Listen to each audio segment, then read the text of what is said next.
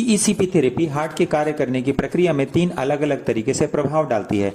सबसे पहले विपरीत दिशा में बढ़ाया हुआ aortic blood flow coronary arteries में डायस्टोल के शुरू होते ही ठीक तभी पहुंचता है जब हार्ट रिलैक्स कर रहा होता है। इससे कोरोनरी आर्टरीज में ब्लड का प्रेशर और फ्लो दोनों बढ़ जाते हैं। दूसरा, हार्ट के सिकुड़ने के ठीक पहले वैस्कुलर बेड में शरीर के निचले हिस्से से हवा का दबाव हटने से ब्लड पंपिंग के लिए हृदय पे पड़ने वाला अवरोध अचानक ही कम हो जाता है। तीसरा, हार्ट पर लोड घटने और वीनस में रिटर्न बढ़ने के संयुक्त प्रभाव की वजह से बिना अतिरिक्त ऑक्सीजन की खपत के कार्डियक आउटपुट भी बढ़ जाता है। यदि कोरोनरी आर्टरीज बहुत पतली या अवरुद्ध हो जाती हैं, जब स्टेनोसिस या हार्ट अटैक हो जाता है, तो मायोकार्डियम और इनका वैस्कुलर एरिया इस्कीमिक और डेड हो जाता है।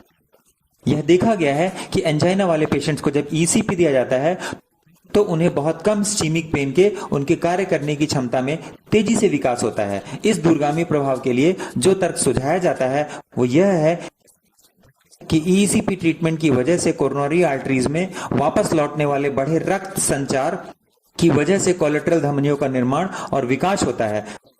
जब किसी कोरोनरी आर्टरीज में रक्त का संचार कम हो जाता है या अवरुद्ध हो जाता है, तब सामान्य ब्लड फ्लो वाले हार्ट के हिस्से P1 और कम ब्लड फ्लो वाले हिस्से P2 पर एक दबाव का अंतर पैदा हो जाता है। ईसीपी ट्रीटमेंट से हार्ट के डायस्टोलिक चरण में रक्त के दबाव को मरकरी के 150 मिलीमीटर या इससे ज्यादा तक बढ़ाया जाता है, जिससे वस्कुलर एरिया में रक्त के दबाव का अंतर बढ़ जाता है। ये बढ़ा हुआ रक्त का दबाव का अंतर पूरे हार्ट के मायोकार्डियम टिश्यूज में कोलेटरल धमनियों के निर्माण और उनको चौड़ा करने के लिए जिम्मेदार होता है। इन सबसे हार्ट को रक्त की आपूर्ति की समस्या खत्म हो जाती है और अच्छे परिणाम दिखने लगते हैं।